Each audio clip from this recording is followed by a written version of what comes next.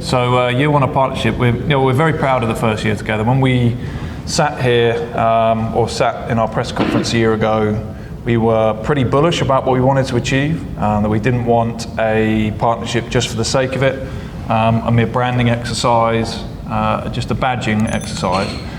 I think if we reflect, as we have, we actually meet monthly to coordinate our activities, but when we reflected on a full year review, which we did yesterday, bar a couple of small improvements, I think we're very, very happy with what we've achieved year one. The big headline we made from the press conference a year ago is that we wanted to invite Chennaiyin under 12s to participate in our academy tournament, the MENA Cup UK, which took place in October 2024. And we're pleased to say that obviously Chennaiyin didn't just take part in that, but were really successful. I know for a lot of the guys that participated, it was a culturally eye-opening experience, particularly from a climate standpoint, as it was very cold in England and very wet at that point. But the guys did an admirable job against some top academy sides, literally some of the best in Europe, in terms of Arsenal, Liverpool, Chelsea, final Benfica, Inter Milan, and Borussia Dortmund. Chennaiyin played against a number of those, were really good actually against Chelsea and Liverpool and Inter Milan, and ended up beating Borussia Dortmund. So as a headline maker, that was a really successful element of the partnership. But it's not just that. We've supported Chennaiyin, and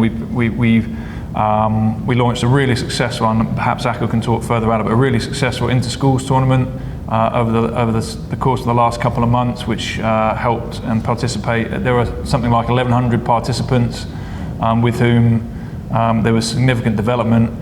And across the rest of the year, there's been a number of other initiatives that we have worked on and continue to work on.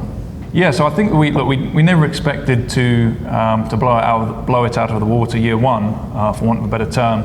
But we've made some really good strides. As part of the MENA Cup, we agreed a small partnership with Viacom and Geostar to broadcast that back to India, as well as the highlights packages that have been up on that platform for the last few months.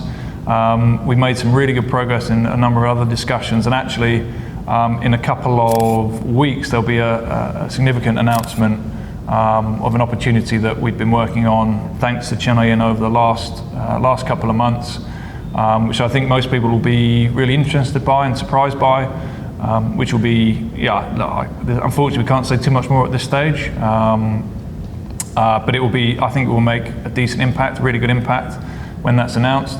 And whilst commercial opportunities was certainly one of the key drivers for us, there's actually been a number of other intangible benefits that we perhaps didn't foresee. For example, we recently recruited an exceptional senior data scientist out of Chennai, who's joined our first team setup and will be part of our recruitment team, recruitment and analysis team, which is unquestionably a byproduct of this partnership, which we probably couldn't have foreseen. And we've recruited top talent as a result of partnering with Chennaiyin FC. So that's certainly another major benefit of year one. Yeah, I think something that we did see was a lot of excitement and interest around when this partnership was announced. I think from Chennaiyin fans' standpoint, they were hoping for, and something that we set out to do is to make this not superficial, to not just sort of announce it and then not sort of follow up with actual action.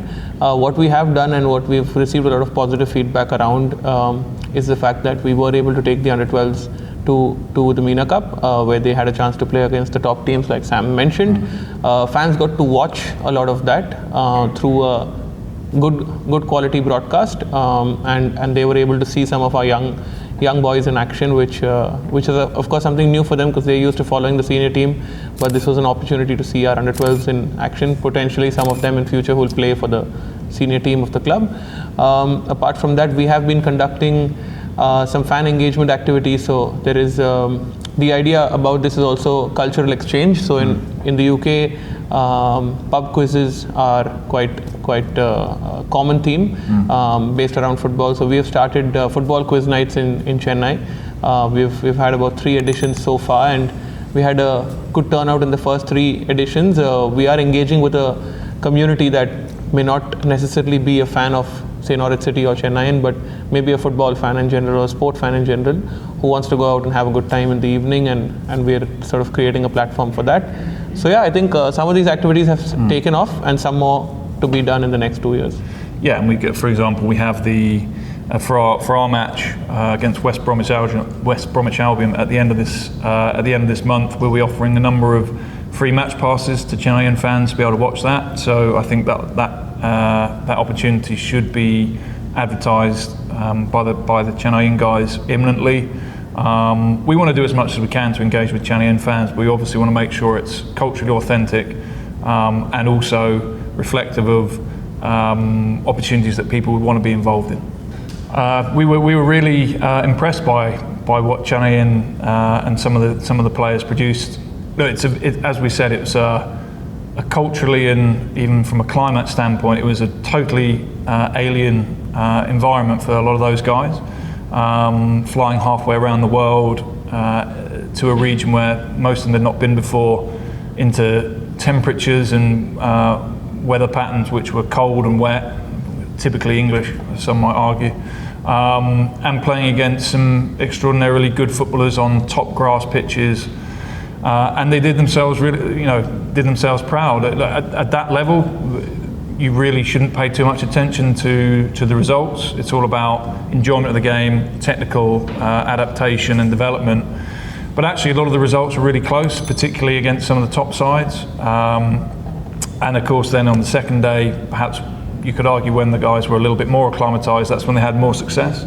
Not just against Borussia Dortmund, against some of the other sides. So we were very impressed, not just by the technical capability, but also the attitude and work rate and just pure joy and enjoyment that a lot of the guys were getting out of it, aside from how cold it was. I don't think there was too much. I think both clubs have been quite open with each other, transparent in terms of what we can and cannot do. Of course, both clubs have their own schedules, their own sort of domestic markets that they need to address. And while we want to make the partnership sort of work at every level, we're obviously both are teams that have limited resources and time to get things done. But apart from that, I think what's worked is the fact that we've been open and transparent with each other, and therefore no major challenges in that sense to report. Yeah, I think the facilities that we saw at the training center where we had the opportunity for under 12s to play was outstanding. I think one of the best facilities in the world for sure, and that's why we've sort of also tried to since then explore further opportunities where we can take some more young footballers from India to go abroad, to go to Norwich's training facility, to play under their coaches, take advantage of one of the best academy setups in the world, and sort of benefit from that. I think it's early in the partnership to say that whether we spotted any players that we could take on board. However, we are in discussions at the moment around potentially bringing a number of under 23 or a handful of under 23 players from Chennaiyin to experience a significant period of time, somewhere between 4 to 6 weeks at our academy to be assessed by our coaches and ultimately to enjoy and understand what an elite level academy football environment is. We'll be guided in some regard by Chennaiyin on who they believe their best prospects are and those with the highest potential. There'll be opportunities, I suspect, in the next few weeks where there might be the chance for our coaches to work with Chennaiyin coaches to potentially look at some players. For us, nothing's off the table. It's a challenge, and even at academy level in the UK, the vast bulk of players through that system, not just in Norwich City but across the entire football ecosystem, the vast bulk of the players don't make it to first team level. But what we as a club pride ourselves on is ensuring that we set our players up for life outside of football if football's not where their future takes them. Whether that is via extraordinary experiences or cultural understanding or becoming a better individual or from an education standpoint, all of those areas. And ultimately, if there is the case that we see through this partnership, we get to see some talented Indian players, whether they make it or not with us, we want to ensure that we have given them every opportunity to develop as an individual as well as a player. Yeah, I think lots for us to sort of learn and imbibe from how Norwich City run their grassroots and youth programs. Their academy manager and head of academy both in touch with our youth coaches, and we're setting up monthly review, or sort of maybe not a review, but as much as taking stock of what's happened over the month for the Chennaiyin youth teams, what can be the pathway for them, best practices to sort of learn from there, which are certainly helping. Some of the recommendations that the team at Norwich City have made to us, we have tried to implement, and we're already starting to seeing some results. But again, this is going to be something that will be more visible to everybody over a course of, say, 3 to 4 year period. Apart from that, we did discuss that we wanted to put together an inter-school tournament, which is aimed at getting more boys in Chennai and Tamil Nadu to play and enjoy football at a competitive level. So we set up the Chennaiyin Norwich Inter-School Football Championship this year, and we hosted it in the month of January to Feb, where we had about 1,200 boys playing. So their coaches had a great experience, the boys had a fantastic experience. We had some very good results as well, and this is something that we want to sort of put together as an annual property, where we can also utilize this as a platform to identify the next set of young football talents coming out of Chennai and Tamil Nadu. Well, as I said, there'll be a major announcement in the next couple of weeks, which is a great way to kickstart year 2. We're in conversation around the second iteration of our academy tournament, and Chennaiyinn's potential participation in that, which hopefully will conclude over the next month or so. And then we're building our plans out from there. I know we want to run the inter-schools tournament again. There are some wider commercial conversations that we're having. I think that from our perspective, I think if we sit here again in a year's time, I will be surprised if we've not achieved even more than we have in year 1. Firstly, as a result of, as I said, there's the big announcement coming in the next couple of weeks, which for us is an enormous opportunity that we're grateful to our friends at Chennaiyin for unlocking for us. And then from there, there's probably 2 or 3 major milestones that will happen throughout the year, that alongside all of the other culturally authentic content and likely other opportunities that will come up throughout the year.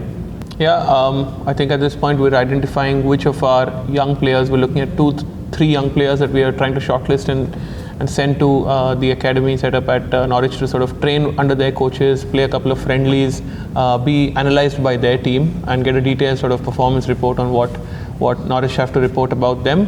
And that will be used by our analyst, our coaches, team of coaches, to sort of put together the plan on how they can sort of, because the next pathway for these boys will be to play for the senior team, right? So essentially these are talents that we want to invest in long term. We have as a club done that in the past. We've seen results coming from that. We saw a couple of our top talents, including Jerry and Anirudh Thapa, whom the club had sent to FC Mets, and they came back different players, and we're hoping that something like this also sets up some of these boys for the long run with the club. I think we're still in the process of putting together the list of these players, so this is something that we'll be able to report on soon. Well, as I said at the start, nothing in principle is off the table for us. If we, in a dream world, if Chennaiyin identifies some of their top talent under 23 level, we spend 6 weeks looking at them, coaching them, and building them up. And if there was a player there that we thought could enhance our current under 23 setup, then why do we not have a conversation about it? In a dream world, that would be the blueprint, of course it would, and that would unlock extraordinary potential in so many ways.